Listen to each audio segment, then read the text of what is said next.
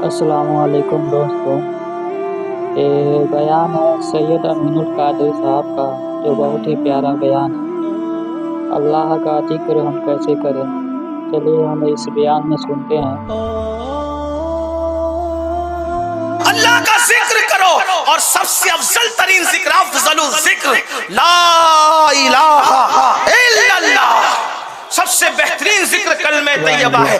جب کوئی ایک مرتبہ کلمہ طیبہ کہتا ہے لا الہ الا اللہ محمد الرسول اللہ، وہ گناہوں سے ایسے پاک ہو جاتا ہے جیسے ابھی اپنی ماں کے پیٹ سے پیدا ہوا۔ آپ سے پوچھتا ہوں، آج سے پہلے کلمہ کب پڑھا تھا؟ اپنے آپ میں ڈوب کر سوچو، اتنا عظیم کلمہ ہے۔ لوگ آ کر ہم لوگوں سے کہتے ہیں حضرت کوئی وظیفہ دیجئے۔ پاگل ہوئے ہو؟ برا نہیں مان، پگلائے ہو؟ کیا وظیفہ مانگتے ہو؟ جو کلمہ طیبہ جہنمی کو ایک سیکنڈ میں جنتی کر دے، آپ توجہ تو کریں، آپ کون سا وظیفہ مانگتے ہیں ہم لوگوں سے؟ اس کا مطلب بڑی معذرت کے ساتھ گمراہ کے سنیو، تمہیں پیروں کے وظیفہ پر تو اعتماد ہے، اللہ رسول کے دیے وظیفے پر تم اعتماد کب کرو گے؟ اب مجھے بتاؤ تو صحیح، میں ایک آپ کے نظر میں کسی پیر کو مشکوک کرنے نہیں ہے، بلکہ جو سچے پیر ہیں وہ تو خانقاہ بناتے ہیں اسی لیے اللہ کا ذکر کریں۔ صوفیاء کے یہاں صرف لا الہ الا اللہ پڑھایا جاتا ہے۔ آپ دیکھیں تو صحیح، کسی کا جنازہ اٹھاؤ تو صوفیاء کے لا الہ الا اللہ، چادر چڑھاؤ قبر پر تو لا الہ الا اللہ۔ لوگ ہم سے کہتے ہیں یہ تو شرک ہے چادر چڑھانا، میں نے کہا اسی لیے تو لا الہ الا اللہ بول کے چڑھاتے ہیں۔ لا الہ الا اللہ بول کے اسی لیے چڑھاتے ہیں کہ تیرے سوا کوئی معبود نہیں، تیرے سوا کوئی معبود نہیں۔ اگر معبود مانتے تو چادر تھوڑی چڑھاتے، معبود کو سجدہ کیا جاتا ہے، معبود پر چادریں نہیں چڑھائی جاتی۔ یہی تو مشرکوں میں ہمیں فرق ہے کہ ہم معبود کا سجدہ کرتے ہیں، معبودوں پہ چادریں نہیں چڑھائی۔ فرق ہے، یہ فرق ہے جو تمہیں سمجھ میں نہیں آتا۔ اللہ اکبر، تو چادر چڑھائے تو ذکر اللہ، جلسے کرے تو ذکر اللہ، خانقاہوں میں مرید آئے تو ذکر اللہ۔ کوئی سچی خانقاہ میں کبھی جا کر تو دیکھو، سچی کی قید لگا رہا ہوں، اہل منبر سے دعا چاہتا ہوں اور معذرت بھی چاہتا ہوں، واللہ ذہن میں کوئی ٹارگٹ نہیں ہے، صرف سچی بات اپنے مسلک کی پیش کرنا چاہتا ہوں۔ تم نے شاید سچی خانقاہ دیکھی نہیں ہے، وہاں صرف اللہ کا ذکر کرایا جاتا ہے، اور اللہ کے ذکر کی خصوصیت یہ ہے کہ خدا کا ذکر دلوں کو پاک کر دیتا ہے۔ اور ہمارے یہاں ذکر کرنے کے بھی طریقے ہیں، اللہ کے ذکر کرنے کے بھی طریقے ہیں، اس کا نصاب ہے۔ جب کلمہ پڑھتے ہیں تو پھر اس کے بعد ذکر جلی بھی ہوتا ہے، ذکر خفی بھی ہوتا ہے، پاس انفاس کا بھی ہوتا ہے، سانس کا ذکر بھی ہوتا ہے، پھر اس کے بعد بندے کے اندر تبدیلیاں پیدا ہوتی ہیں۔ یہ خانقاہ اسی لیے تھی کہ وہاں ذکر اللہ ہوتا تھا اور ذکر اللہ ہی ہوتا تھا۔ تو اللہ کا ذکر کرو۔ تو میں آپ سے پوچھتا ہوں، آپ پریشانی سے نجات کے لیے ہم سے وظیفہ مانگتے ہو، اگر کہہ دو درود شریف پڑھو حضرت پڑھتا ہوں کچھ اور دیجئے، تو میں کہتا ہوں پھر آپ گھر جائیں۔ اگر درود شریف کے علاوہ کچھ اور چاہیے، کلمہ شریف کے علاوہ کچھ اور چاہیے، تو پھر آپ کو گھر جانا چاہیے۔ میرے عزیزوں کہاں ہو؟ نکلو دنیا کی محبت سے، نکلو جرائم سے۔ یہ کلمہ طیبہ، اب توجہ کرنا، کیا ہے کلمہ طیبہ؟ ایک بندہ ہے، بہت مبالغہ سے بیان کر رہا ہوں، ذرا سن لینا کلمہ طیبہ۔ ایک بندہ ہے، 1 کروڑ مرتبہ اس نے زنا کیا۔ ایک بندہ ہے، 1 کروڑ مرتبہ اس نے بت کی عبادت کی۔ ایک بندہ ہے، کروڑوں مرتبہ اس نے اللہ کے ساتھ شرک کیا۔ ایک بندہ ہے، اس نے کروڑوں مرتبہ حرام کھایا۔ ایک بندہ ہے، کروڑوں مرتبہ شراب پیا۔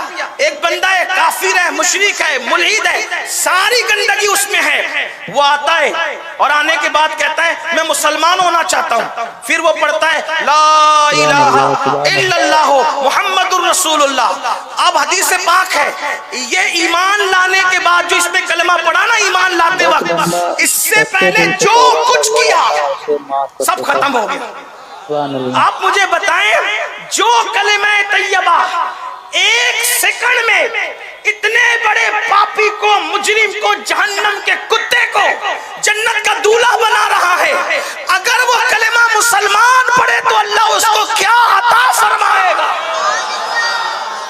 پڑھتے کب ہو؟ اللہ کا ذکر کرتے کب ہو؟ خدا کا ذکر کرو، اٹھتے بیٹھتے چلتے پھرتے. مومن کی نشانی ہے الذین یذکرون اللہ قیاما وقعودا وعلی جنوبہم.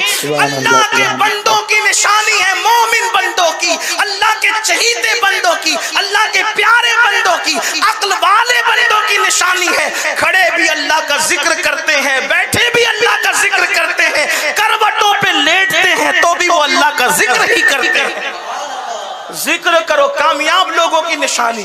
ایک بات مجھے یہاں یاد آ گئی، شاید سب لوگ اتفاق نہ کرے، جس کو کرنا ہے کرے، جس کو نہ کرنا ہے نہ کرے، لیکن ذکر اللہ کی اہمیت سمجھانے کے لیے کہہ رہا ہوں. ہمارے مرشد سرکار غوث اعظم شیخ عبد القادر جیلانی فرماتے ہیں کہ جب تک میں نہیں چاہتا اس وقت تک میرا نام کسی کی زبان پر نہیں آتا. کس کا نام؟ کون کہہ رہا ہے؟ یہ صرف اہل سنت کے لیے.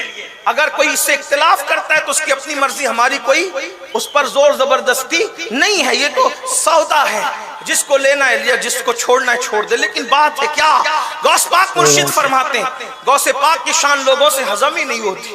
لوگ پریشان رہتے ہیں ایسے کیسے ہو گیا. میں نے کہا تجھے نہیں پتا.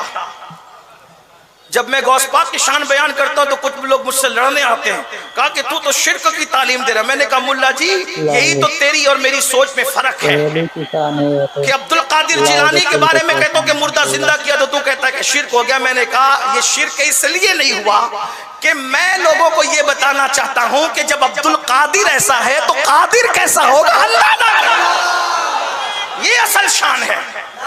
جب ہم کہتے ہیں کہ صابر پاک نے اپنا جنازہ خود پڑھایا تو انٹرنیٹ کے نابالغ محققین کہتے ہیں یہ تو کہانی ہو گئی. میں نے کہا کہانی نہیں ہوئی، یہی تو توحید کا اصل درس ہے. کیوں؟ اس لیے کہ اللہ دکھتا نہیں، جو دکھے وہ اللہ نہیں. اللہ سنائی نہیں دیتا، جو سنا دیے جائے وہ اللہ نہیں. وہ دماغ میں نہیں آتا، جو دماغ میں ہے وہ اللہ نہیں. وہ بیان میں نہیں آتا، جو بیان میں ہے وہ اللہ نہیں. جو سجائی نہیں دیتا، جو سجائی دے وہ اللہ نہیں. وہ گمان سے بھی وراء الورا ہے، بیان سے بھی وراء الورا ہے. نہ سمجھ میں آتا ہے، نہ زبان میں آتا ہے، نہ بیان میں آتا ہے. تو اللہ کو پہچانوں کیسے؟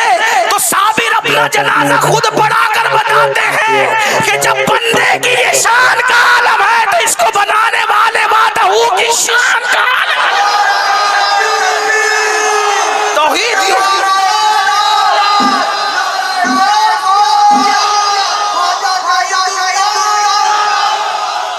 ولی اللہ سے اللہ کی شان پتا چل رہی ہے. یہی تو ہے نا.